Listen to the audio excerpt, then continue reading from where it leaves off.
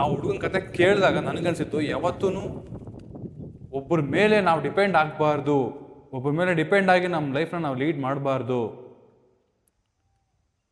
Hi guys, ಎಲ್ರಿಗೂ ನಮಸ್ತೆ. ಇವತ್ತಿನ ಒಂದು ವಿಡಿಯೋಗೆ ಸ್ವಾಗತ. ಗಾಯ್ಸ್, ಇವತ್ತೇನು ವಿಶೇಷ ಅಂದರೆ, ಲಾಸ್ಟ್ ಟೈಮಲ್ಲಿ ಒಂದು ಶಾರ್ಟ್ ವಿಡಿಯೋ ಆಗಿದೆ. ಆ ವಿಡಿಯೋಗೆ ಸಂಬಂಧಪಟ್ಟಂಗೆ ಮಿಡಲ್ ಕ್ಲಾಸ್ ಹುಡುಗರು ಲೈಫ್ ಹೆಂಗಿರುತ್ತೆ ಅಂತ ಹೇಳ್ಬಿಟ್ಟು ಆ ಒಂದು ಹುಡುಗನ ಸ್ಟೋರಿ ಕೇಳಿದೆ ನಾನು. ತುಂಬ ಅಂದರೆ ತುಂಬ ಚೆನ್ನಾಗಿತ್ತು ಆ ವಿಡಿಯೋ.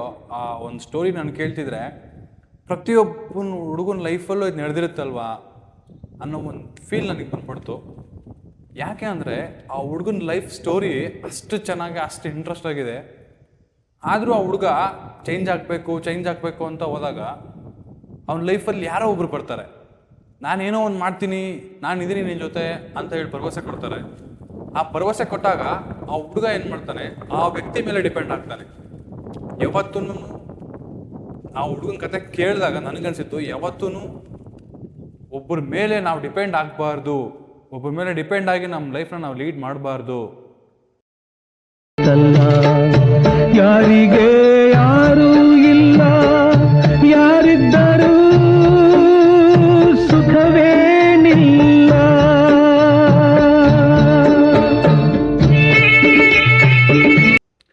ಆ ಥರ ಆ ಹುಡುಗನ ಸ್ಟೋರಿ ಅಷ್ಟು ಚೆನ್ನಾಗಿದೆ.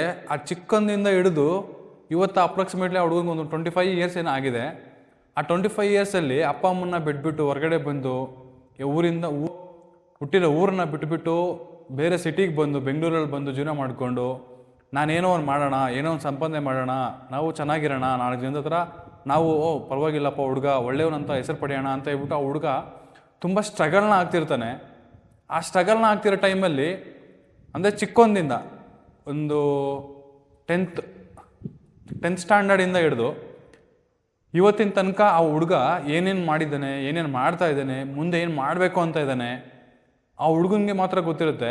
ಆ ಹುಡುಗ ಆ ಥರ ಸ್ಟ್ರಗಲ್ಸ್ನ ತುಂಬ ಅಂದರೆ ತುಂಬ ಹೇಳಿದ್ದಾನೆ.